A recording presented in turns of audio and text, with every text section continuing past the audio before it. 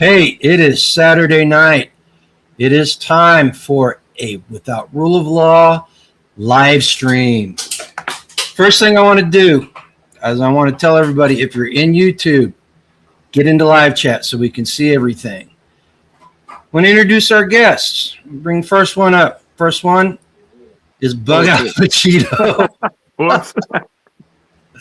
How you doing, brother? Oh, I'm doing good, man. Little bit about Bug Out. So over 2.5 years ago, I did my first conflicted live stream. And if you don't know what conflicted is, it's this game right here.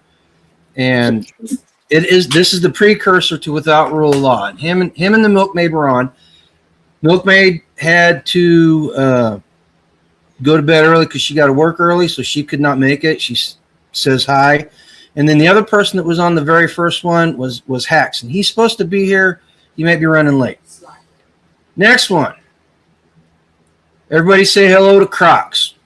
Crocs, Crocs, how long we known each other? I met you at the Missouri get-together, what, 2.5 years ago?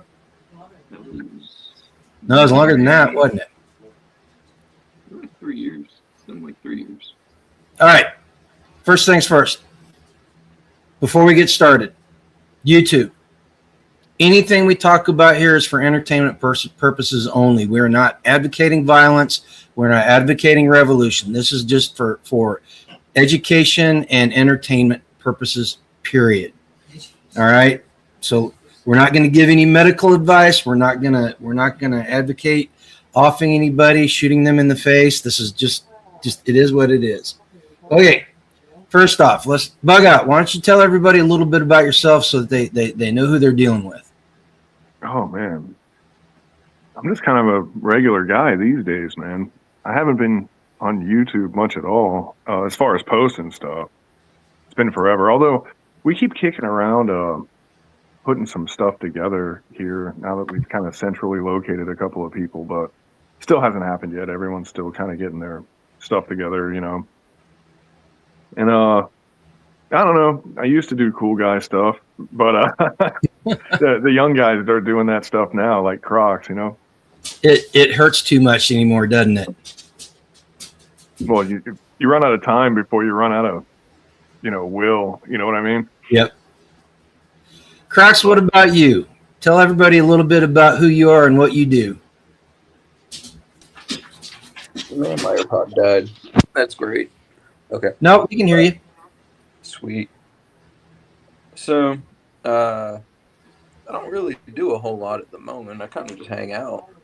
I went to college, started farming. I went to school for agriculture. I didn't like it, so I joined the Army. Now I'm sitting at a barracks room. And you jump out of airplanes for a living now, don't you? Sometimes, yes. Sometimes. They do let me do that. So you're learning how to wait in lines and sweep floors and vacuum rocks. Yeah. I've gotten really good with a mop. You know what they don't do anymore is burn shitters, though. That was my personal favorite. I never had to do that, so I do not have the. I did have to do top secret burns though. That was always fun out in the middle of the desert. I never got to do those. Although I did get to burn a couple of mail trucks. That was kind of nice. All right, folks, anybody in chat, if you've never been through this, if you've never seen us do this is the first one of these I've done in over a year. And this is the result of me playing around with super chat goals on YouTube. And I told everybody if I got 5 super chats, any amount, I would do it without rule of law. And so that was on Tuesday. And we were able to throw something together really quick, and this is going to be fun. So what Without Rule of Law is, it is a card deck. I'm not going to call it a game because it's not really a game. It's more of an ethical and moral scenario thing. You can exercise. Yeah, we can make it competitive if you want, but what it is, there are 10 categories, and in each category there's 350 cards. So break that. Do the math. Math is not my high point right now. 3,500. So it's like 7. Yeah, but each category there are 9 categories that give you ethical and moral questions, assuming that you're in the SHTF or without rule of law. And then there's one category that is nuts and bolts preparedness, and it's there's really not a right answer to any of these things. No, HG's here. So it's not a drinking game. Actually, yes, it can be, and I will tell that story a little bit later. Hold your women carefully. Angela, Angela's over there laughing about that incident. But so we'll if Darren shows up, if Hack shows up, we'll drop him into the chat or the panel. But let's get started. Let me pick a card. You know what? Let's start with pandemic, and we're going to, since I'm going to trust the science, or do I have to wait for the question? trust the science. Oh yeah. Here's a rule too. Oh, we got somebody in here that we know too. Here's the rule, guys. Normally, shoot him in the face is not allowed as an answer. But I've come to realize that everybody needs one shoot him in the face every session. So you guys, each one of you can answer shoot him in the face to one question and one question only. Now, I'm not saying that shoot him in the face isn't the answer to multiple cards. What I'm saying is you can't overuse it. All right. So let's do this. This first card, Croc, since you're the new guy on this, you get to go first. Okay, so in August 2027 in Minneapolis, Minnesota, a pandemic has created a situation where the government has resorted to forced vaccination in an attempt to control the spread of the virus. Your best friend, who has a severe allergy to an ingredient in the vaccine, seeks your help in hiding from authorities. If caught, you both could face severe punishment. Do you risk your own safety and the safety of your family to help your friend avoid a potential fatal vaccination, or do you refuse to help, knowing that your friend may suffer dire consequences? So basically, what do you do? Wait, as Croc's lawyer, I have to interject here. Okay. This is 100% in the rule of law category and not without rule of law. Yeah, depends on where you're sitting. Depends on where you're sitting. Okay. Because if you're looking at it from a constitutional standpoint, law's gone out the window. Then you sell your house and move to Kansas. So, okay, Crocs, what do you do? Do you help your buddy, or do you tell him to go pound sand? You gotta help the homies out. Like, if he's trying to hide out, like we got places for that. So like I'm assuming I'm in Minneapolis. Mm-hmm. If we're worried about what's happening there, right? So probably outside of it, honestly, because if he's asking you for help, then you're his way out. You know what I mean? Right. And so that opens other questions, and we could get really into the weeds here. So I'm just going to take it at face value. To help him. Help him. And how would you go about doing that? Shoot him in the face, right? Shoot him in the face. Somebody's getting shot in the face. Make it this guy. I hate this guy already. He's allergic to something that's in a vaccine. He's basically a lame horse at this point. Just put him out of his misery. No.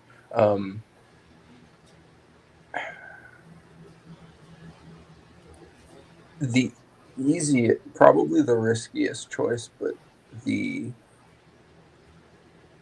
smartest one would be to just try to get him out of the city. Mm-hmm.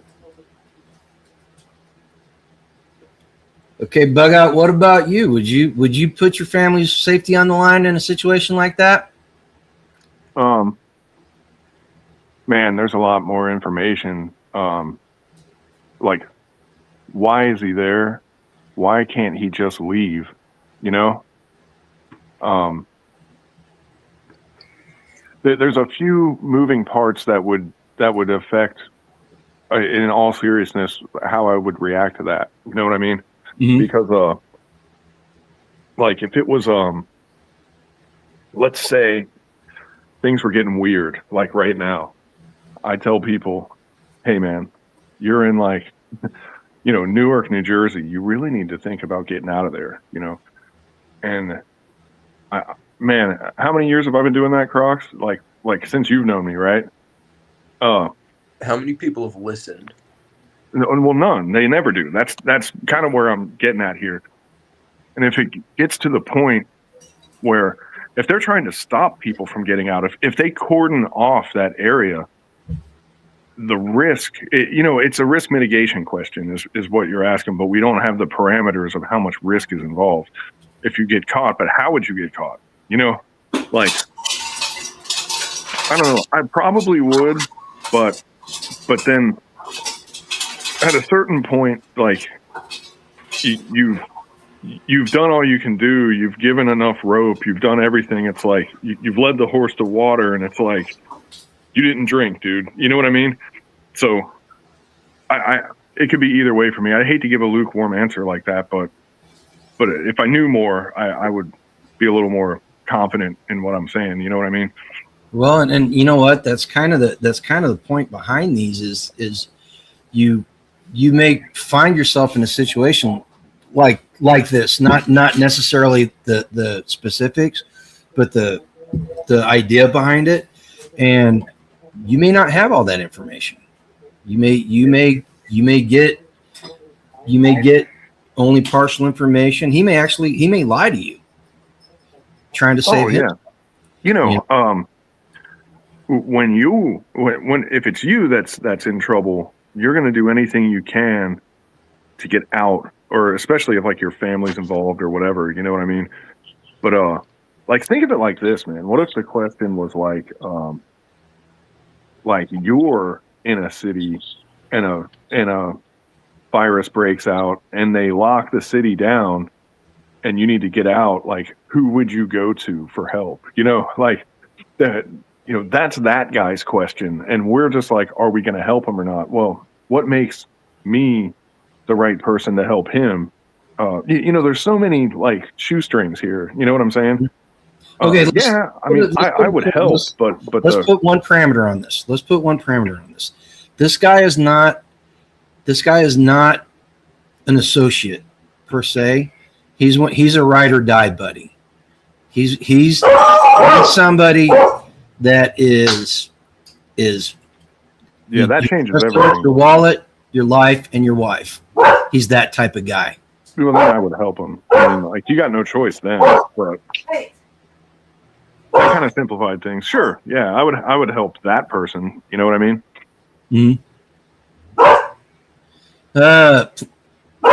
Dolly Glenn. Okay, we got a question here. Other than being my friend, what value does he bring with him to my site? Plumber Mikey asked that question. Well, if he's your ride or die, he's got your 6. Oh, Crocs. We lost Crocs for a little bit. I'm back. Oh, you're back. Okay. So are we going to look at his value to the group or to our program or whatever you want to call it? Well, I mean, if he's in your inner circle, he's kind of transcended that, or he already has a value, or he wouldn't even have been there. You know what I mean? Mm-hmm. Or he has a novelty value. Either way. So, and all these questions that everybody's throwing up there, that you see this happen all the time in these card games, and I think that's part of the design of it. Is these questions beg more questions, and they create more questions than they do answers, and the whole idea is to explore these things. Now, the one thing, guys, everybody in chat and Crocs and Bug Out. Wait, hold on, man, because that was an awesome point. Because what is it going to cost you to help this person? Like, we're worried about detection, but what happens if you don't get detected? Like, is this guy like? Are you responsible for this dude's life like forever now? You know what I mean? Like, is he a ward of the state, like stapled to you? It's a good question. He's your right or not. Yeah. You'll have to save him to find out. You have to pass. You have to vote for the bill to find out what's in it. Virginia Roots is on. You say hi. Hey, Virginia. Angela says Virginia. Hi. Yeah. Good analysis never just answers. They ask clarifying questions. Yeah, and that's one of the things about this. If you get a card deck, she's in the chat. Oh, hey, VR. But that's the thing about these cards. When you listen to them, approach the answer from the standpoint that you are in this situation. Because what I find a lot of times whenever we do these cards, people say, "Well, I would never put myself in that situation." Well, that you can say that very easily, but think about this. So Shackleton never thought that the Endeavor would be encased in ice for a year. The people on the plane that crashed into the field in Pennsylvania on 9/11 didn't think they were going to be going through that on that day. So what about the soccer team over the Andes? that was my next. Better, yeah. That was my next one. So you can say that you would never put yourself in a situation like this, but you never know, and that's the point about prepping here, is we try to look at possibilities and probabilities, and we try to mitigate problems that may arise, and we try to cover as many bases as we can, but you can't. All right, let's go to what my issue is. Okay, what's your issue? You guys, you put the parameter that this is your ride or die. Mm-hmm. And for the most part, most of you said, well, I need more detail and I need to know what's going on. This is your ride or die. Angela, are you responsible for them later on? Who cares? This is your ride or die. So Angela's sitting here saying that if it was a ride or die person, we're going all in. Like, I totally don't want to be your ride or die and have you talk about me like that. I don't know. I don't know if I could take her or not. Dude, you should bring Virginia up here because someone needs to be wrong on all these questions. Virginia, do you want to come up? I just told you that you were wrong. I'm wrong. I'm never wrong. Hang on. Let me find what I do with the invite. Let me throw the invite out there and see if Virginia wants to come up. I feel like you do need a girl's perspective in there. Invite guest. Copy. Okay. Give me 1 second. Let me post this. Virginia, if you want to come up and be wrong for a bug out, come on up. Oh, she's canning at the moment, so she can't. She used to run live streams while she was canning. Yeah, she did. She's wrong. See, that's I'm told you, reliable. No respect, right, Virginia? Okay, next question. Let's go to government. Let's see what the government has to say. In June 2032, in the ravaged remnants of New Orleans, Louisiana, the government has initiated a program to forcibly remove children from their families and place them in state-run facilities where they will be indoctrinated with government-approved values. Your child is next in line to be taken. Do you attempt to flee with your family and go into hiding knowing that capture would mean imprisonment? Or do you reluctantly hand over your child to authorities hoping they will eventually return home? Is the kid a thug? I need more detail. Angela says she wants to know which one of our children we're talking about. Okay, Bug Out, what about you? Would you go on the land with your family? Yeah, that would be a hard pass for me, man. And the location was perfect. Like if you were waiting for a reason, there's your sign. You know what I mean? Yep. Knowing when to bug out. Knowing when to bug out is pretty easy on that one. HG brings up Masada. So yeah, I'm thinking he's not giving his kids over either. What about you, Crocs? I know you don't have any that you know of. I think. Oh my god. I don't have kids, but I've got some siblings that are quite a bit younger than I am. Okay.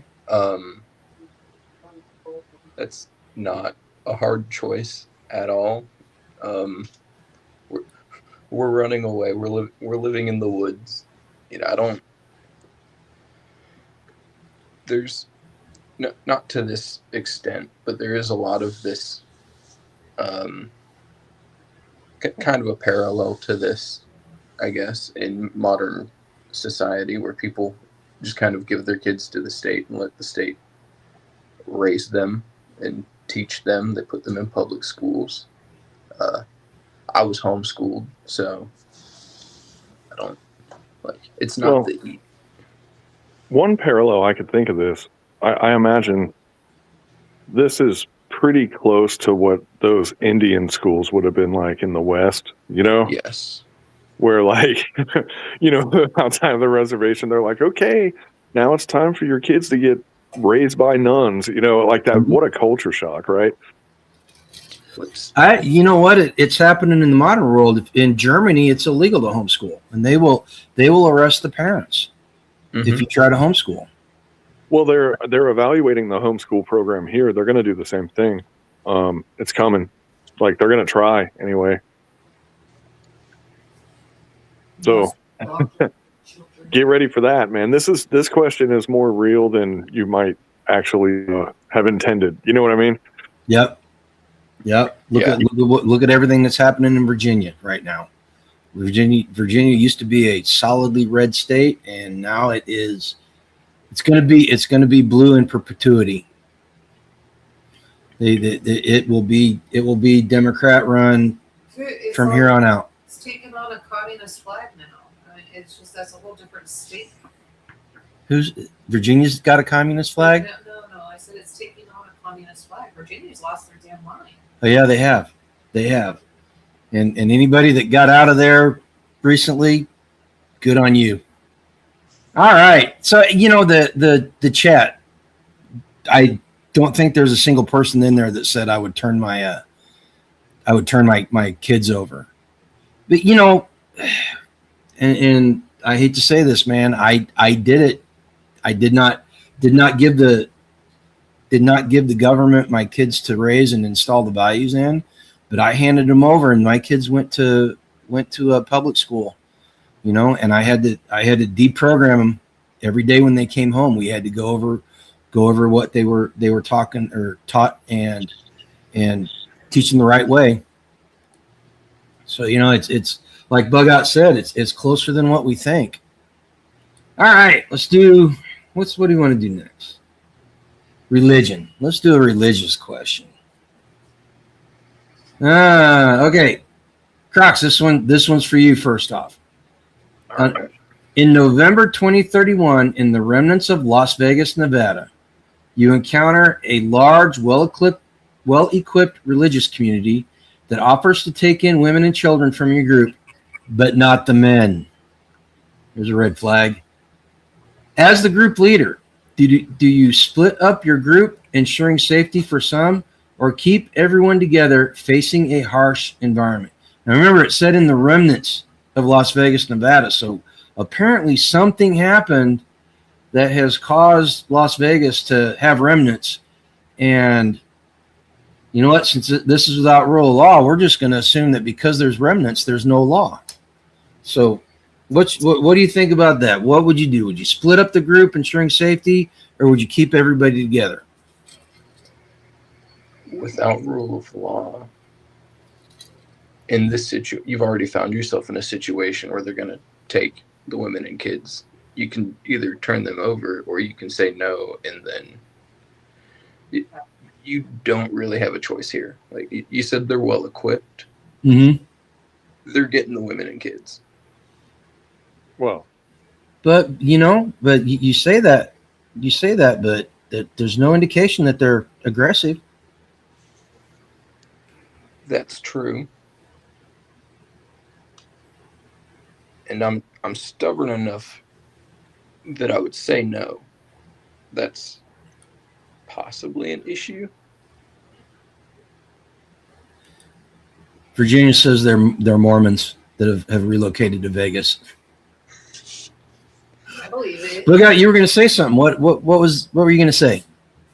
Oh no, I was kind of adding on to what he was saying. When he said they were going to get him anyway, I was like, all you have to do is, with posturing, just make it appear that the juice just isn't worth the squeeze, and they'll take the next group. You know, that's the thing about an incumbent warlord. You know, they're risking also. You know, and you just have to not be worth it, and you might be able to move on. Now, for me, if you've taken these people under your charge and you're protecting them and they only want women and children, that's I think the best thing you could do to protect them is to not send them to that very place. You know, I mean, Good point. I'm sure Epstein would have made the same offer. You know what I mean? Mm-hmm. HG says equipped doesn't always mean capable, and that's a good point too. Is that a risk you're willing to take? I think you'd have to, man. You know, I think so. That's a good opportunity to shine right there. You know what I mean? That's an easy, you know, you might have to give a few blowhard speeches, but like, what can they risk? What can they spend to make that happen? You know, like it would, like, imagine if you're running a static compound as a cult that, and in the remnants of Las Vegas, how much of your manpower are you willing to invest into this group that's passing by? You know, you know, you might find out that they have a lot of disposable assets, and well, we made the wrong choice, and then you get to go down like you know, Alamo style, but like chances are, you know, if they've gotten to a place where they're getting by, they're not going to want to rock the boat too much. You know, they're going to want to keep their status quo and their superiority. Their potential is what makes other people cooperate with them, not what they're actually doing, because they could have tricked themselves very easily by going after these little splinter groups here and there. You know, So like everything I know at this point is that you want at least a 3-to-1 advantage. We didn't talk about numbers. 7-to-1 this. if you're attacking. Well, it said large, so I'm assuming it's bigger than what you've got.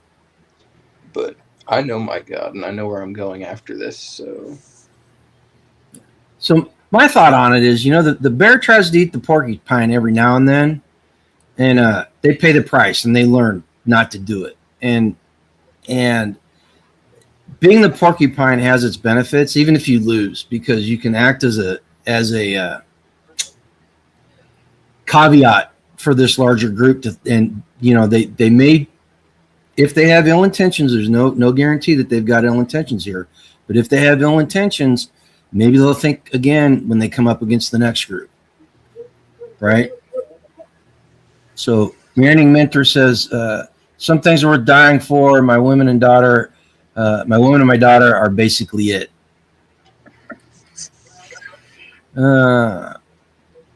Randy says, too many people these days are advertising what they are doing and what they have. Loose lips and all that. What no one else knows is an advantage. No, see here, Virginia says it's too much of a gamble. Too much of a gamble for you, Virginia, or for the large group that wants the women and children. See, now there's an interesting twist. Angela, you're a woman, and you're a child sometimes. You would be the one going to this large religious group. What's your take on this? How do you know they're a religious group? Because it says a large religious group. A large religious group? Yeah. So I think, like, my take on it, the only reason why they want me is because they want to procreate. They need to make themselves bigger and purer. So they want to add more children to the situation to build that up. So I would be an asset to them as long as I could produce children. So, and I wasn't too much of a headache. However, this brings me back to The Handmaid's Tale. Anybody that's watched The Handmaid's Tale, that was one of the things that happened. They had a vaccination that went out, and the government workers took it first, and it left their women sterile. They couldn't have children. And so they stole the children and women that could produce children. Mm-hmm. And it turned into a huge freaking nightmare. So I don't know. Shoot me and just put me out of my misery so I don't have to live it. Gregory makes a good point. Their real attention starts with only wanting women and children. Yeah. That's the Yeah, red flag. They want control from there. So There could be. Yep. Yeah. There could be, however, like possibly they could be a religious sect, and they honestly think that they're providing assistance, but they don't want the threat of bringing in military-age males or something like that. You know, Well, you did Charles Manson, and look where that got him. right? I'm not playing the game either way, but Yeah. like I could maybe explain a way where these people actually believe that they're good people, but like it just comes off as creepy. And in an apocalypse situation, that is like Even creepier, yeah. that's like that's a big faux pas in the apocalypse, you know. I've done quite a few of these, and I've listened to quite a few of these, and that's the first time I've ever heard anybody say creepy in the apocalypse is not a good thing. I like that. There's a t-shirt there someplace. I'll figure out how to do that. Okay. You guys ready for the next card? What about you in chat? You guys enjoying this so far? This is actually fun. This is the first time I've done one of these in over a year. Just haven't felt the urge to do one, but this is turning out to be rather enjoyable. All right. So who started the last one? Was that Crocs? I think Crocs did the first one. Answer first. Let's do terrorism, violence, and thought crimes. This should be a fun one. I know a lot of people in here that do thought crimes all the time. In July 2032, in the city of Los Angeles, California, an active shooter is attacking a concert venue, causing panic and chaos. While seeking cover, you come across a wounded stranger who needs immediate medical attention. You have the skills to provide life-saving first aid, but doing so would mean staying in a vulnerable position, risking your life. Do you stay and help the stranger, or do you prioritize your safety, continue your search for a secure hiding place? Be So I got careful how you answer this question. So I got what do you think? Now you've got the skills, but you're not. It doesn't say that you're a medical provider. You know I'm not going to help that guy. I mean, you already knew that, right? Oh my god. Kind of figured.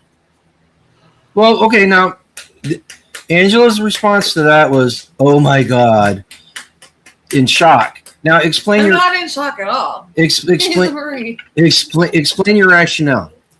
Dude, he's not my ride or die. You know, I mean, like, come on. Like, I don't know that guy. He's just another future body bag occupier. Like, I would help better by not being dead guy right next to him. You know.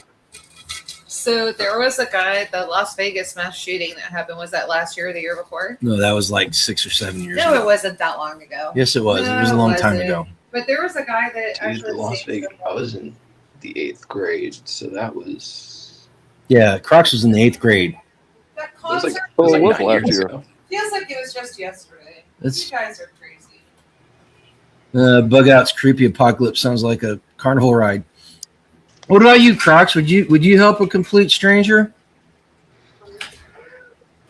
I'm gonna have to go with Bug Out on this one. Like, the best I can do is maybe get him out of there, but like providing aid there in that specific situation. Yeah. This You gotta dude's get off the shot X, already, man. so I'm assuming he's just like out in the open somewhere. Get Just gonna knocked. himself killed. So what I'm hearing from you too is we want to get off the X as quickly as possible. Absolutely. Okay, so I gotta. What the hell's going on out there? She's screaming at the dog. So I'm I'm kind of torn on this. Because, you know, the decent thing to do is to help the stranger, right? Absolutely. Right. So do we do the bug out's got a point. Are you is risking your life and potentially leaving your family without a breadwinner or somebody that provides security, is that worth the life of a stranger? What was that about? Skunks. Oh, they went after a skunk. But, you know. So, okay, so. Well, and also it's like circumstances too. Like, for example, if that same guy was in a car accident, would you help him? Sure. You know, but like when there's a mass shooter shooting at people and the only thing between you and that guy is a few other targets, like the answer is pretty clear to me, man. I mean, you know, this is the easiest question we've had so far. Well, and you know what? You reading the chat, you know, here's the deal. In an airplane, what's the first thing that happens in an emergency on the airplane? Oxygen. The oxygen drops, and exactly, Crocs is absolutely right. You ensure that you're safe first. You know, even in the military, even in the military, I never did it personally, but I knew dudes that were in combat, and their first thing was to get under the area, get under cover, and then rescue the guys that needed rescuing. The first step of tactical combat casualty care is to neutralize the threat. Exactly. So if you can't neutralize the threat, you're not doing anybody any good by exposing yourself. So you know what? I'm gonna have to side with Bug Out and Crocs on this, chat. I'm gonna have to, so not necessarily for the same reasons, but from a logical standpoint, you know, getting off the X is the first thing that you do, and you know, if you can go now, okay. So that brings a question. So you've gotten off the X, and you know that you're safe for the moment, and there's somebody within reach. There's somebody that you can get to relatively easily. Would you risk going back out and getting them if it looked like it was safe enough? Well, that's a completely different question. You know what I mean? It is. And again, yeah. These cards beg extra questions. Yeah, yeah. And you do what you can, but you know, it's all about risk mitigation, and you know, you hear a few of those rounds going past your head. You'll be thinking the same way I was. But if you can help someone, by all means, do it. You know, I'm not saying just to watch everybody bleed to death or anything, but like, right. There's a time and a place for that. You know. Well, and I can tell you from personal experience that when you hear rounds coming your way, and you've got somebody in your arms that's not a ride or die, your first instinct is to drop them and seek cover. Chalk that up to a misspent youth. There was nothing that was not anything in the military. That was misspent youth time. But yeah, I'm going to agree with you guys. I think you made some good points. All right, so we've done religion. Let's do. I'm going to save that one for Bug Out. I'm going to save the emergency preparedness basics for Bug Out, because Crocs is in a very special situation there, and I kind of like to hear his answer after he hears Bug Out. So let's do economic collapse here, okay? So this one's for Crocs first. In 2020, Lebanon faced an unprecedented economic crisis coupled with the COVID-19 pandemic and a devastating explosion in Beirut. You guys remember that? I hope. It was a very impressive explosion. You're a volunteer coordinator for a relief organization, and you have to choose which neighborhoods receive aid first. Some areas are politically connected and could secure more funding for your organization, while others are in dire need but lack influence. Do you prioritize aid based on potential benefits for your organization, or focus on the most vulnerable communities? What say you, Crocs? Do you help those that can help you, or do you get to the people that are most vulnerable?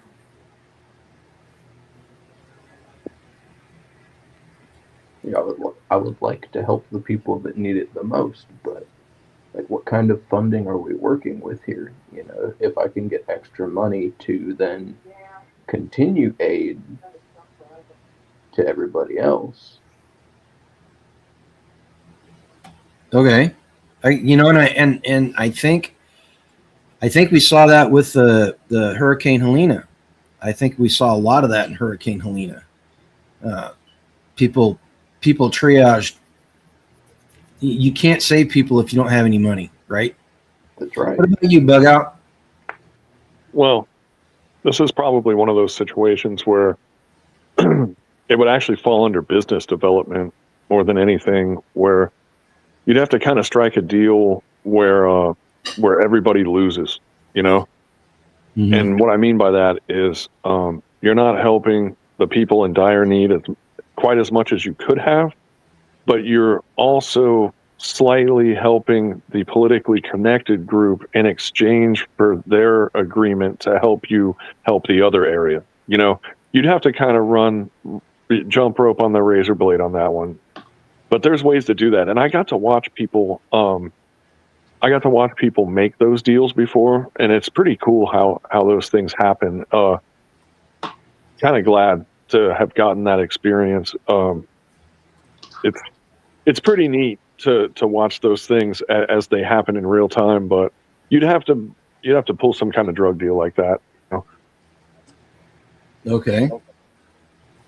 So Gregory says, easy, help those that need the help the most. Yeah, I mean that's the goal, but if your means of helping, like for example, you could send 1,000 guys with shovels and fill sandbags, but if you could help these other guys for a minute and get a bulldozer, like your ability to help would be greatly increased in the other area, you know? And I'm sure there's an answer in there somewhere, but like it would rely on your ability to be able to broker the deal and the other people's willingness to cooperate, you know? Okay. That makes sense. That's a tough one. I honestly, guys, I don't have a good answer for that one. I'm not even going to try. Well, I'll give you an example of where it didn't work. Puerto Rico. Remember, nobody got any help. And then they found later big, giant tent cities full of supplies and bottled water and stuff because they were trying to sell all the relief stuff. And they were trying to run a black market operation. And like making sure that doesn't happen is kind of the key there, because those politically connected people are going to try to gain from the crisis. Mm-hmm. And if you're the person who's actually trying to help and you're not some crooked NGO or something, like you're going to have to crack those nuts to be able to scramble the eggs on the other side of the table, you know? And it's man, it's suit and tie stuff, you know, martinis and golf games probably, but there's a guy out there that could do it. It might not be me, but maybe. Well, remember the card said in Lebanon, and anybody that's traveled overseas knows that once you get into the Middle East, that the rules on these change dramatically, but beneficially to us, guys like us. Yeah. Dude, I could get all kinds of stuff done over there. Dude, they won't even let me. Dude, I could barely be a meter maid here, and like I was making big deals in Dubai and stuff over there. I mean, it's like it's wild, man. Like the bullshit that all the red tape that we have here. There's red tape over there, but they work off of results and influence, you know. And if you're lucky enough to be connected with you know, a platform that has a little bit of clout, you can make stuff happen. It's totally possible. Well, and I think this card highlights something that a lot of people don't think about, and this just occurred to me. So the answers that people gave, you help those that need it the most. You you do the right thing. Okay. Those are very American-centric answers. And the way that Americans think about these things does not necessarily translate into a winning formula in other places, like the Middle East or South America. So maybe the right answer for that situation is you do help the politically correct or the connected, like Bug Out said, to get more help for your group. Right? Yeah, HG says what you're talking about sounds like pretty much every disaster relief effort ever. Interestingly enough, I have been involved in disaster relief within the States, not in the Middle East. When Hurricane Ian went through Fort Myers, actually, so bro in the chat, Meandering Mentor, and I met in college, and I just called him. He showed up at my house, and we went down there and met up with like 20 other dudes. That's actually how I met Mike, or Bug Out. And we kind of just drove around for like 3 days and didn't really help anybody until the last day because it was all taken care of. But Pine Island, they weren't letting anyone in there. That's and right. the reason why was because bodies kept washing up on the shore there, and they said only 3 people died, and there was like 300 dead bodies on the shore.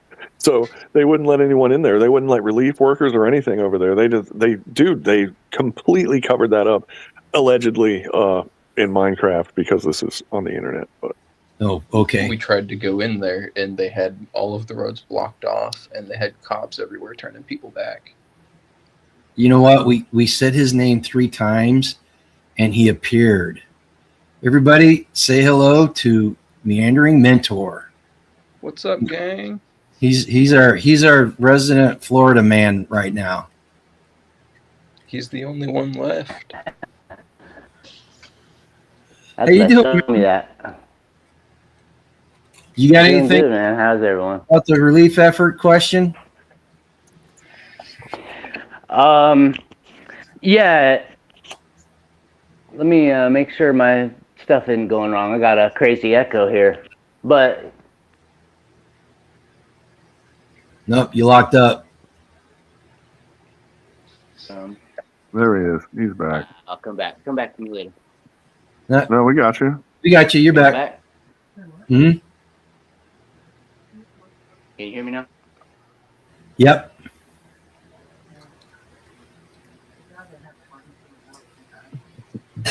We can't hear you when you don't talk, though.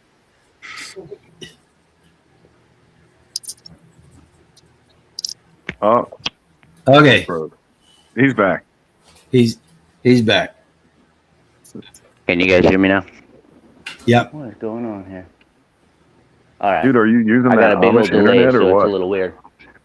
I don't know what's going on. It keeps delaying on me, so I'm hearing you guys in double. But speaking of your relief effort stuff, Crocs is right. You know, it's one of those things that these things come together pretty organically, and you're walking into situations where there's so much uncertainty. You show up with so many resources, and you see so many problems, and you start to triage that situation. And there are times where you'll recognize, like, hey, more resources is going to help more people. So of course you're going to prioritize that. But like any triage, you're really looking at who needs the most help the fastest, and is anyone in danger. So you're going to address those things first. And then after you've addressed those immediate risks, you're going to look and say, well, what else can we do? What are we capable of handling with the resources we have? And at that point, you're going to decide, you know, what's our priority? Is it more resources to help the most people, or is it a matter of immediacy being the priority? Okay. That makes perfect sense. That makes perfect sense. HG suggests that maybe just turn the camera off and do audio only if it's laggy on you. All right, I'll do that. See if that helps. All right. Next question. This is a emergency preparedness basics. All right. Bug out. We'll go ahead and start with you on this one, and then we'll go clockwise to Crocs and then meandering. Have you identified alternate sources of clean water in case a long disruption of your normal water supply? So That's it. Yeah. Oh, yeah. Yeah. Actually, kind of funny. I was shopping, looking up antique pitcher pumps just 2 days ago. That's I have a well node here on the property, and I was like, man, one of these days on short order, I'm gonna get another pitcher pump going. I had one on my last place, and there's like God, I forget how big this creek is, but it's like 750,000 gallons an hour or something. It's a big creek, man. Oh my gosh. So, like, water is one thing I'm not really worried about in this place, but I don't have any ponds anymore. So, like, my fish and turtle operation days are over for now until I figure out a workaround. Oh, I'm sure there's a lot of small ponds around there. What about you? I don't have them on my zone. You know what I mean? What about you, Crocs? What if the logistics go out where you are and there's no water? Do you know how to get water without waiting for somebody to come bring it to you? So actually, yeah, where I'm located, there are a lot of rivers, creeks, springs, lakes, and ponds. So water isn't and like 3 feet of snow outside if it really gets that bad. Mm-hmm. Yeah, so water's not something I'm super worried about. It would mostly be food because there's 3 feet of snow outside right now. Yeah. Can't you just go get a moose? Could. Well, and if you got 3 feet of water or 3 feet of snow on the ground, right? I mean, all you need is a little bit of heat, and you got water. Exactly. Dude, I got stuck at the gate there for a half an hour one time because a moose went into the ECP for J Bear and just stood there like it was a van or something. And we couldn't go through because they shut it down. And I was like, stupid moose, when is it going to move? And dude, it stood there for it had to have been 25 minutes. Yeah, they will shut everything down because there's no... Moose are funny animals because they're about 2,000 pounds and they just do whatever they want. Yeah. Sometimes they're really cool, right? You can just walk up to them, take pictures with them, pet them. Not saying to do that, don't do that. But people do it, and it's fine. The animal doesn't care. But you can find the same moose 15 or 20 minutes later, and you try to do that, and it's just going to stomp your guts out. Yeah, some people like doing that with their kids and elk, don't they? She's looking at me. Why does every moose skip leg day?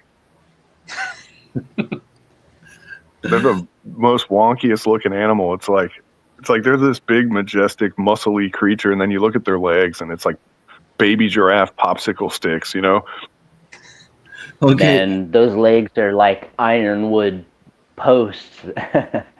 And their joints are very similar to ours, so they can kick out sideways. Okay, meandering. So a moose is coming. It's taking out your primary water source. Have you checked out alternate sources of clean water?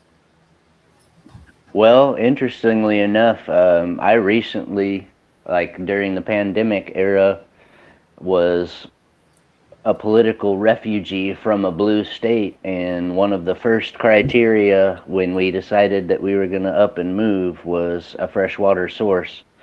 So I planted my family within a couple of miles of a freshwater spring that pumps out millions of gallons of drinkable water, and I'm on that aquifer, and it's only about 20-foot deep well, and I have my own well, and I have a means to operate that well. So I could literally walk and get water if I needed to, but I could also find alternative means to operate my well. And then, like Bug Out mentioned, on my list is an old school I don't remember what you call them, but the hand pumps. The pitcher pump. Pitcher pump, yes. Well, if I had a well on my property that was not operational, my plan this year would be to get it up and running, and like you guys said, a pitcher pump on top of it. I would also say have a torpedo baler handy. And a torpedo baler is a pipe that fits inside your well casing, and it's got a rope on it, and you throw it down, it hits the water, and there's a valve on the bottom of it that will open up and let it sink into the water. And as soon as you pull the slack and start bringing it up, the pressure of the water in that pipe shuts that valve, and you can do it. If you're on a shallow well, like the 20-foot well, it's very easy to pull up a couple of gallons of water at a time. You know, Oh, so that's cool. I'll have to look into that. As an emergency, a torpedo baler is good, but the pitcher pump, be aware that if you do put a pitcher pump on, most pitcher pumps will only pull water from about 35 feet at the most, because after that, the water column is entirely too heavy. Just like any other pump, it's got its limitations. But yeah, they're a great way of having an alternative source. Plus, like here in Kansas, back in the day, they had community wells. So like the area that we live in used to be a incorporated township, and there's what used to be a community well near us, and the state turned all those over to private property owners. But I'm sure if we went down, well, in fact, I probably ought to do that this year, is go down and talk to them and see if we can use that well. It's still functional. Now, HG says rainwater. What about rainwater harvesting? You know, collapsible water bladders for additional storage. Back in the 70s, waterbed bladders were easy to find. Yeah, the IBC totes are a great thing for that. They make, dude, on Temu you can buy the gutter diverts for filling up IBC totes. You know, those big white skids with the aluminum cages around them. So I use those. I use those, and I was doing the math. I used almost 10,000 gallons of rainwater this year. It really awesome. In the summertime the IBC totes, I had 2 of them running this last year, and they were only dry once the entire summer. Actually, the entire year. The Homestead Twin says, "Oh, go on." I was going to say another thing that I think people ought to be aware of how to operate is a solar still or something like that. I grew up in the desert Southwest, and it was something that they would actually teach in elementary schools back in the day, was how to find water where there was no water. So if you have a piece of plastic, like a rain jacket or even a piece of a tarp or something like that, and you dig a little hole and put some vegetation in it, you can cover that with plastic, put a container in the middle and a little rock over the top of your container to weigh down the center point of the plastic. And what'll happen is the sun will heat up and evaporate all the moisture out of the vegetation, and it'll drip down into your container. So, you know, you're talking about having water sources, but really it's probably more important that people are well aware of how to process or find water than even have it available. So it's great to have it available, but what if you're forced off your property, you know? Mm-hmm. Absolutely. Oh, by the way, Tiger popped into the chat. Hello, Tiger. In case anybody is wondering, Tiger is one of the reasons why we are here tonight, because she pulled double duty and got 2 of the 5 super chats for us the other night. So she, you know what? It kind of hurts that she was late. She went to so much effort to get us here tonight, and then she shows up late. Be grateful. Yes, we are very grateful for Tiger. They have bobs for tubs now too. Yes, they do. Yeah, I've got a few of those. I don't know if I'd trust them or not, but I got about 2 or 3 of them. Well, so you can get the cheap ones for about $30, and they're 4 mil plastic. They're clear. they fall into that category that Bug Out just said. I would not trust them. But they make water bobs that are meant to fit in the back of pickup trucks. That part of the sales thing on it is they fill it full of 150 gallons of water, and then they drive a truck over it. Yeah, but I mean, for $35, man, everybody should have one of those if they have a bathtub. You know, I honestly. agree. I agree. I agree 100%. HG says Tiger is not late. A wizard always arrives exactly when they intend. So, okay. Next question. Let's see. We did that one. This one's for Meandering Mentor. Let's do American Civil War. Now, in case you missed it, shoot him in the face can only be used once. You get I heard. Face. Okay. Is that a hint? I haven't read it yet. While attempting to cross a heavily guarded border near El Paso, Texas, in January 2027, you witness a group of refugees being mistreated by the guards. Intervening could put your own life in danger, but remaining silent goes against your moral principles. What would you do, and how would you weigh the risk and consequences of your actions? So now they say refugees. It's American Civil War, so we're not necessarily talking about people coming into the country from another country. We're actually talking about Americans here. So what would you say? That was definitely my first point of clarity is how am I related to these refugees, or am I? So like a lot of other things, you know, everything is a series of trade-offs and compromises. So anything that I do that's going to help someone else is going to also put me in danger. So I have to weigh that out. So are these refugees aligned with me in this civil war?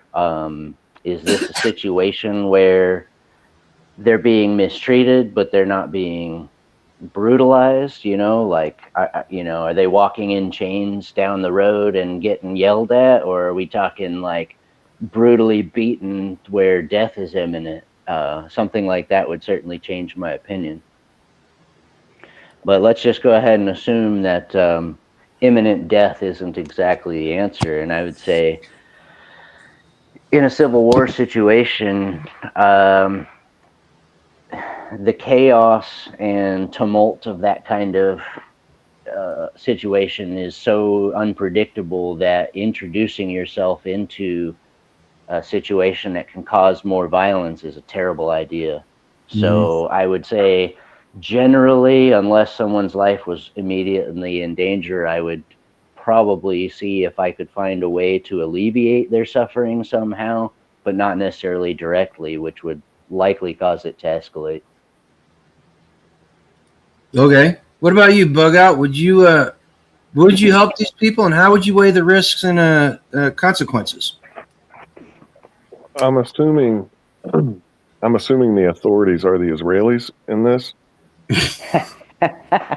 or I don't know, man. I'm trying to figure out who the good guys are here. First of all, like, you're the good guy. Well, I know that part. That's a good question. So let's break this down. You're attempting to cross a heavily guarded border. So you're attempting to cross. It's the crossing is not guaranteed because you're attempting. And you witness a group of refugees being mistreated by the guards. And intervening can put your own life at risk. So I'm gonna assume that because they're guards and I'm trying to cross their border, that we're not on the same side. So like you're like, I'm gonna cross this border and go over here, and then you're just watching people get the hell beat out of them on the other side. Am I really sure I want to go over there? Well, maybe. Why? That's a good question. Why am I crossing the border? You know, but the whole inconspicuous thing, that if you're crossing a border and there's a civil war, the gray man concept really is I know that term's been used like to death, and but overused to the point where it's been cheapened. But if you ever want to be a gray man, when the Gestapo's monitoring a checkpoint and you're trying to get across it, that's the time to be one, you know? Good point. Good point. So like, it sounds to me like my lucky refugee friends have managed to distract some of the goons long enough for me to walk past, is what it sounds like. Yep. What about you, Crocs? Would you help them? Yeah, I gotta say, like, I'm not the one that got caught here. I'm not the one getting beaten or whatever they're doing to them. Like, sometimes, it's like, morals are an interesting thing because everybody has them until they're actually needed.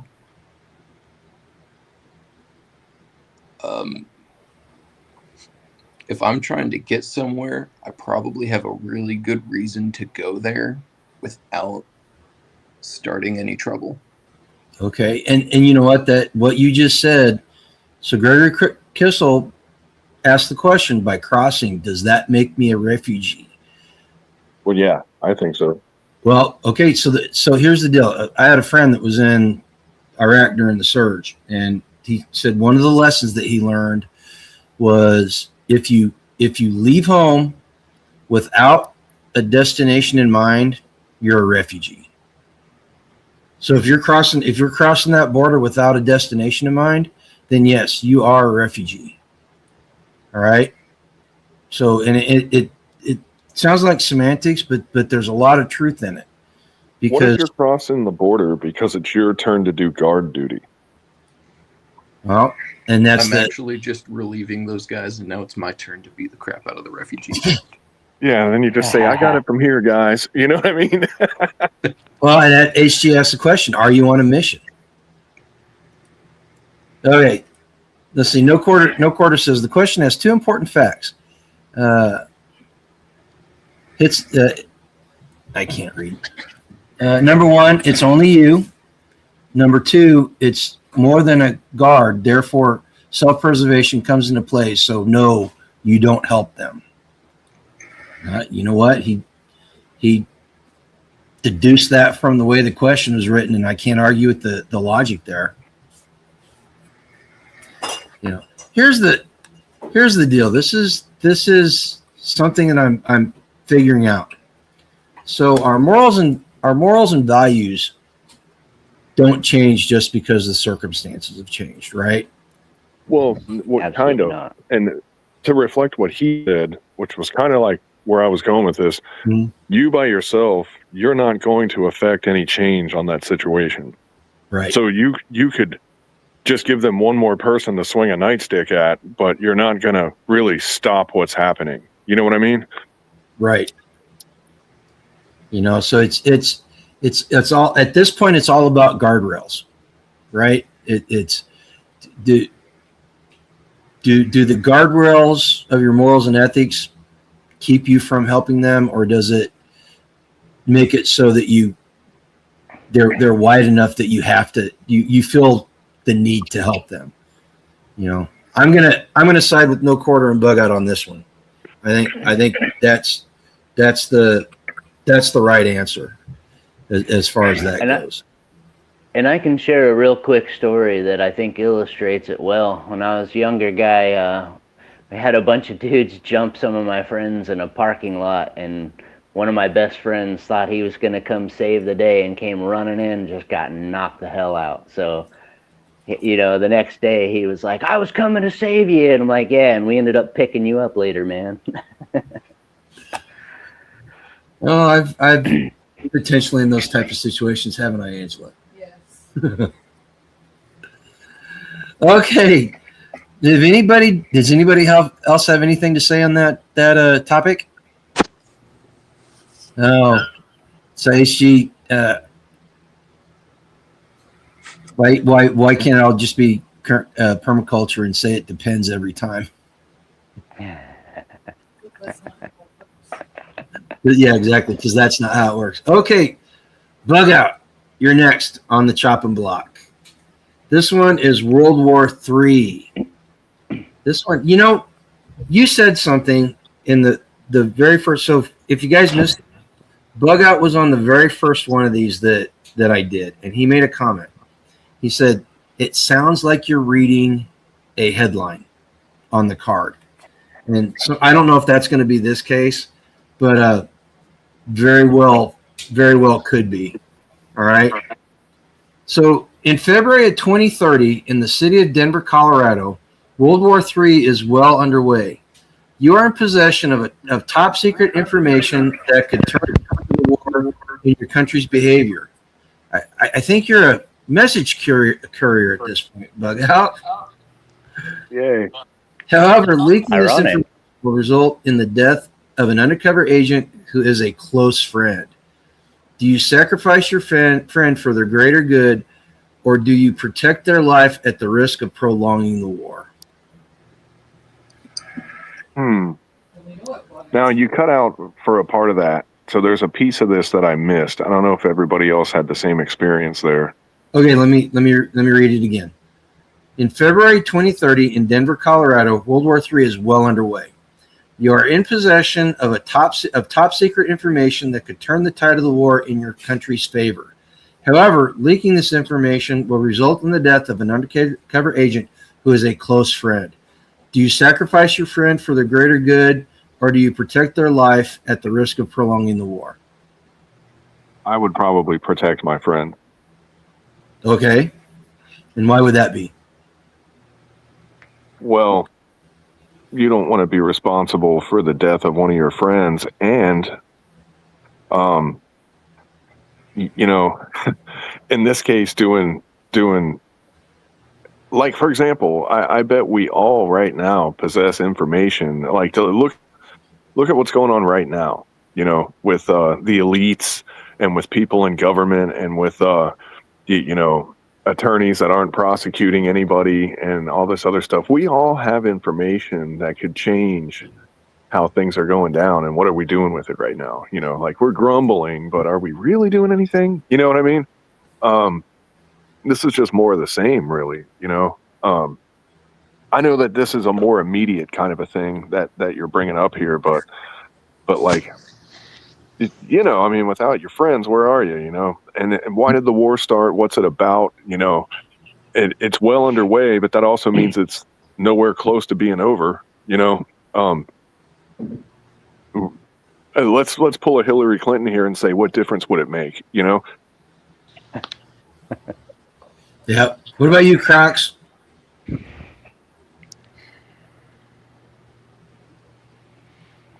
Oh, He's probably asleep. did we lose him? No, I'm still here. Okay. What about you? Would you sacrifice your undercover buddy? That sounded wrong. What you do in the barracks? Everybody. What about you? Would you sacrifice this guy for the greater good? So, real talk, if World War III is well underway, I'm probably somewhere in Taiwan. But, so, that part That could be relevant. Right?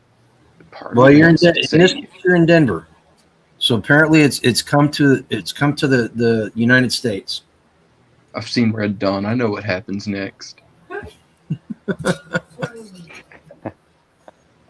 You're like, that camo's not real. What about you, Meandering? Well, I'm going to dig a little deeper into the assumptions of the question. So I agree on the surface with Bug Out that generally speaking, this information doesn't do what we think it will, but the question actually has some things built into it. So one, I'm an undercover agent in this war. So that means that I'm more invested than just a soldier or a bystander. I have importance, I have agency, and I have very critical missions if I'm an undercover agent. I would assume that a friend of mine under those conditions would similarly be invested in this same outcome, and with that assumption, I would say that my friend would probably say to sacrifice him. So if we were the kinds of people going undercover to grab information in hopes of turning the war, then obviously one of the consequences of our actions is to be caught and killed. Mm-hmm. And I would say that under those conditions, my friend has already accepted that outcome and has said that the information is more valuable to him than his own life. And I would expect the same of my friend. No quarter said the exact same thing. And I can't expand on that anymore. And I think that the key word there is the greater good, and this person and myself have committed to the cause. Is it worth dying for? Is it worth sacrificing for? Nobody wants to be the dude that sacrificed, but we all accept the risk. In a Right. situation like that, you already made the choice. Right. Exactly. Right. You know, and Crotz is right. The dynamics of that question would change if leaking that information would cause innocent lives to be lost. You know. All right. I think, you know what? I liked all the answers though. I liked all the answers on that one. Let's see what we've done. We have not done a bank run. So, Crotz, you're next on the list. Cool. We're gonna talk about a bank run, which is again something that's a possibility. Possibility. November 2030, in the anxious atmosphere of Orlando, Florida, during a severe bank run, you are a small business owner who relies on a line of credit from your local bank to keep your business afloat. You could withdraw your entire line of credit to ensure your business survives, but doing so could hasten the bank's collapse and harm other customers. What factors influence your decision to either withdraw your credit or leave it in the bank? And how would you weigh your responsibility to your own livelihood against potential harm to others? So, first question, how do you come to the decision? And the second question is, how do you weigh the responsibility during that process?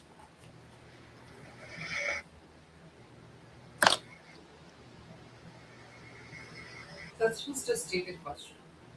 Angela says that's a stupid question. Because the bank is not going to allow you to pull that much money.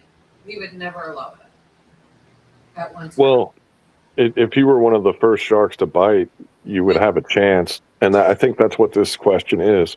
Like, you see it coming, and you can, it's just like what happened in the Depression. You see it coming, and you have a chance to do something. But if you do it, then the run is going to happen, and they're going to realize it, and they're going to cap it. If you catch it early enough to save what you have, then you absolutely should. Because ultimately, like, if I can protect my family's livelihood to any extent, I should. This isn't. You see this anytime you read about any depression ever, basically. Whether it's. But, dude, if you pull it out, what about the millions that are going to the Leering centers? Like, they're not going to get their money. Well, and remember, every time there's a run on the banks, the value of the dollar drops precipitously. So even if you get all your money out, it's not going to be worth anything because nobody else has any. You'd be better off going and getting your beans and bullets to trade. That's why you got to catch it early. Maybe that's why you're deciding to pull all your money out. Because if I do it now, while money's still worth something, I can actually turn it into usable items. If I wait, and then okay, now I'm gonna pull all my money out. It's like, congratulations, you got $30,000, but it's actually worth like $4.57. Right. So HG. 1 second. Kind of hit both the questions there. So his first part was pull it out. Then if you feel led to lend a hand and give it where where he deem it of most use, not rely on others to be so generous. So, you know, his way of looking at the responsibility is if after securing his business and his family's livelihood, he can help other people, he's going to do that. You know, and I can honestly say that I think that's a good answer. Now Angela's over here. She's upset because she has a degree in banking. I just think you guys are all morons. Okay, she doesn't think she's not upset. She's So like, well, what deal? So this is a company, right? This is a line of you, credit. you got your line of credit. Okay, so there's rules to banking. Number one, there's a report that has to be done on anything $10,000 or over that's pulled out of the bank. Number two, you would have to, depending on the size of the bank, you would have to call the bank up front and let them know how much money you're planning on taking. Number two, on a line of credit like that, you're given a cashier's check to take to another bank or to deposit into an account if you have one at that financial institution. So then you still have to deal with that cashier's check. Again, is the money in the bank for you to take? If you have not declared the money, you cannot take it. And we don't keep hundreds of thousands of dollars on hand in order to hand out. So what if Crocs gets out ahead of it, like he said? It doesn't matter. There's still rules. Well, there's federal guidelines that we have. So what you're telling us is that the federal government has your hands tied. You'll never get that money. So what you're telling us is that the money that we put in banks is not our money anymore. I'm And it's not there. Unless you shoot someone in the face. And you also did not say that was your money. You said it's a line of credit. That makes it the bank's money. We have guidelines on how you get that money. Oh. Period. And there's limits. That's your one use of shooting them in the face, bug out. So I think that was Angela's use. So what I'm saying is that y'all going to be disappointed when you go in to get your money off your line of credit. Well, there you go. Knowing the rules will save you disappointment during the apocalypse, right? I mean, even now, don't expect to go get all that money off your line of credit. HG says it's without rule of law, so your laws don't work anymore. Well, then my bank doors are closed and you ain't getting in. Here it's Gregory says, my grandmother said during the Depression it was every man for himself for a while. No good to others if headed over the cliff too. You know what? That's a good point.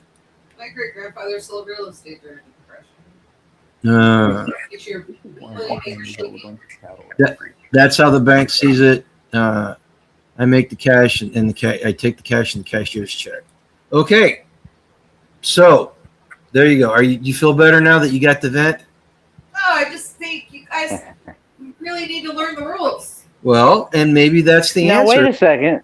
Now wait a second. I flat out said your money ain't worth nothing. There's no point to go. That was not what I said. No, he said that. Well, but it is what you said. What you said was by the time you actually got that money, you're not gonna get anything of value for it. You're gonna get a cashier's check. It's worthless. That fiat money is not current. It's not money. It's just a paper. Yeah, yeah. So anyway, sorry, I ran. Paper.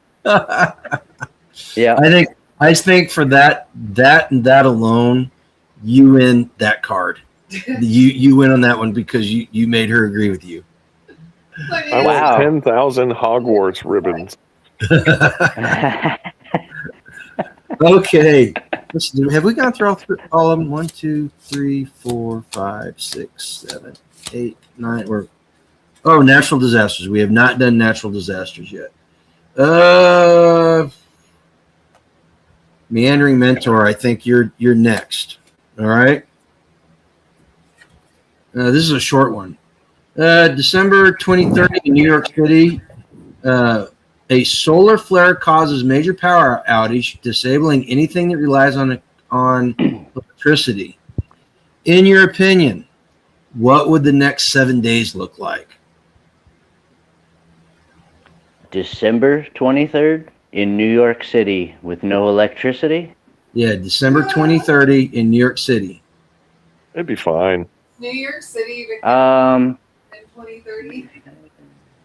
I would say perhaps it would be okay for about 24 hours with minor dude, chaos. what does it look like with electricity? Let's start with that one. Well, I was gonna clear that up. I was gonna say, compared to normal, until nighttime, I don't think you'd see an outrageous change in how everything runs. By the time the first night comes, you would start to see extreme escalation in petty violence and theft and things like that.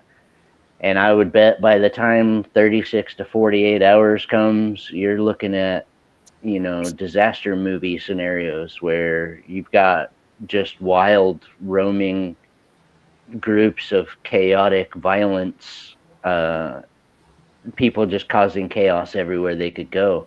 As soon as the people realize the grid's down, there's going to be panic. But I think it would take 24 to 48 hours before the average person would realize that they were in that situation. Okay. And then That's close. to fill out the 7 days, I wouldn't want to be there past 48 hours, I'll tell you that. I know William Cooper put the timer on 72 hours. He said it would go to mass violence in 72 hours. Okay. So you I could see it being less than that in New York City. I could see it being slightly delayed in some other areas culturally. But since the question's about New York, I would say if I thought that the electricity wasn't coming back on, I would try to be gone by 48 hours. Oh, yeah. But that's based entirely off of the supply system, meaning people are going to be beating and robbing people and shit, but it's not going to be crazy until 72 hours when there's nothing left to take. That's when it gets ugly. Right. What about you, Crocs? Do you agree with the 72-hour time clock, and if you do, what happens after that alarm goes off? No, lost your audio.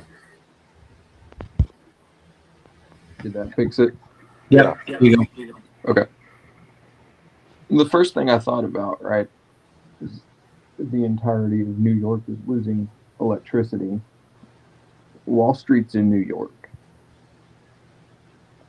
So effectively, the entire U.S. funding is just gone instantly. Mm-hmm. That's going to be felt pretty quickly. We're going to have some serious repercussions of that economically within a couple months, but I think just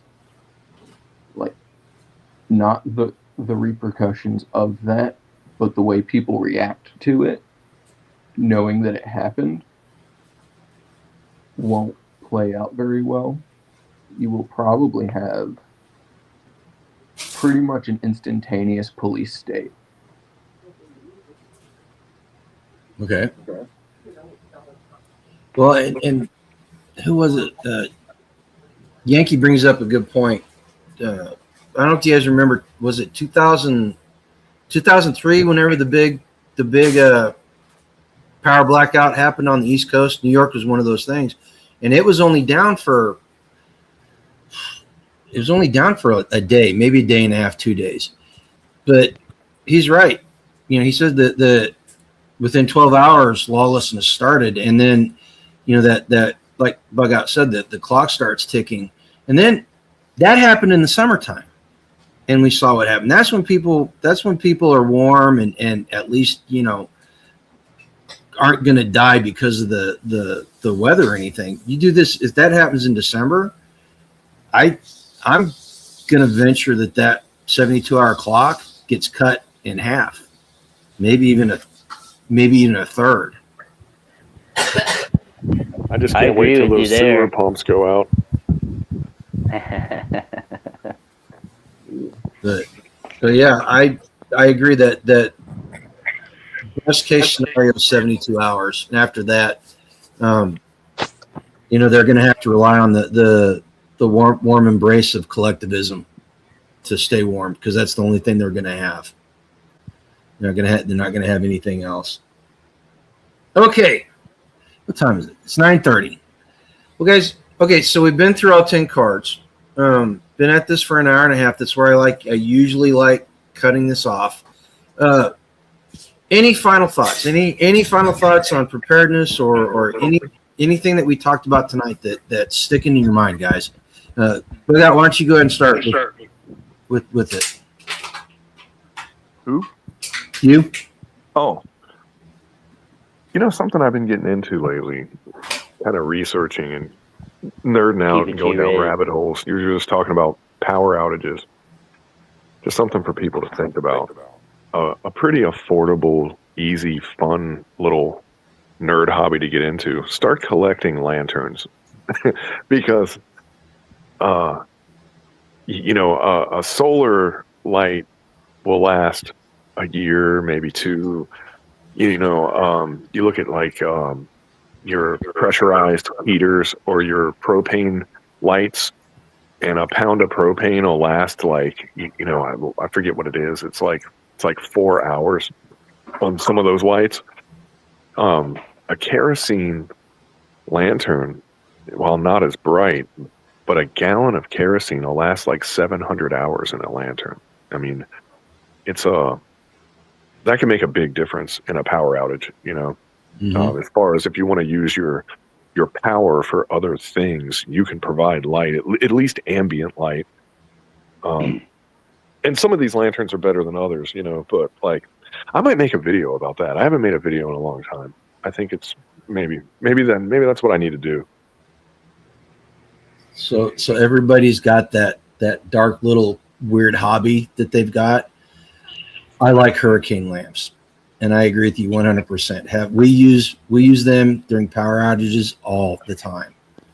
And they don't provide as much light, but they provide light. I don't have to worry about electricity or anything.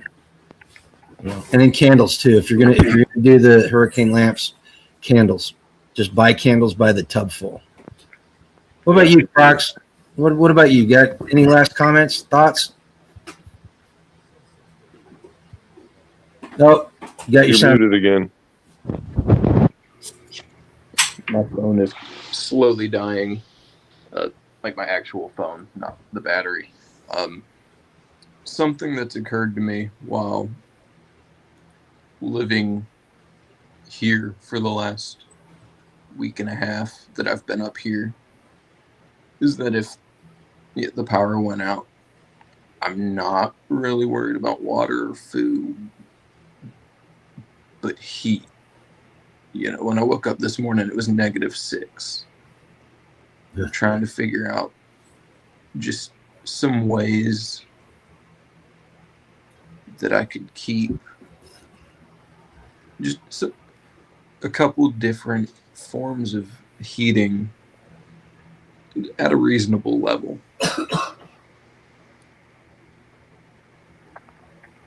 Yeah, and you're lucky because you've got access to very high quality cold weather gear. Yes. I will say the cold weather gear that the military has nowadays makes what we had back in the 80s look like paper sacks a lot of the times. What about you, Mary Henry? You got any last thoughts? I do, but I'm just really going to point to what Croc said earlier. He said, I'll paraphrase it.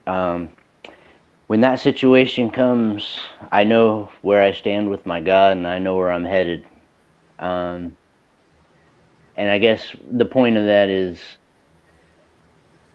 these situations are fun to think about, and it's great to do the thought experiment, and it's wonderful to be prepared with material goods and all those things. But one thing that we've come across with all these questions is every question you had, we had to actually clarify what are the details that pertain to my moral code, and how can I apply my moral code to this situation? So I think above all else, before you're even thinking about water or food or shelter, you really need to have clear in your mind what's right and wrong, and how do you feel about pressure situations, and you kind of have to have a hierarchy of decisions already made.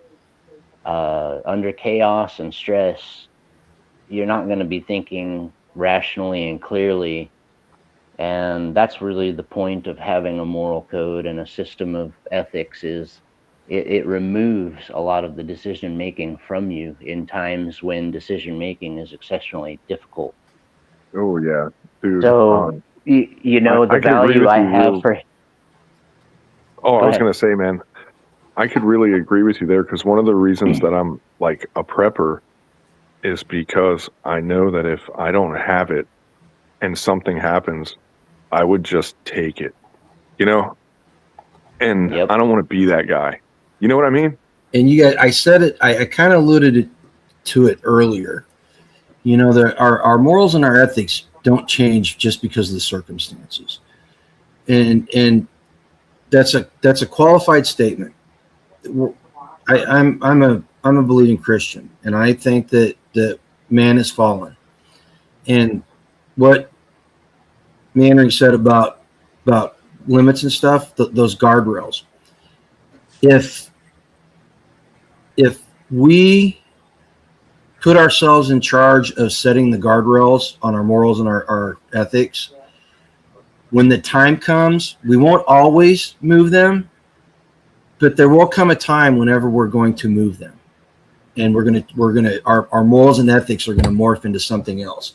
Now, as a Christian, I'm not in charge of those guardrails. All right, I look to God to set those guardrails for me. Now, does that mean that I'm always going to stay within the boundaries of them? No, because I'm a fallen being and I'm evil. But like MM said,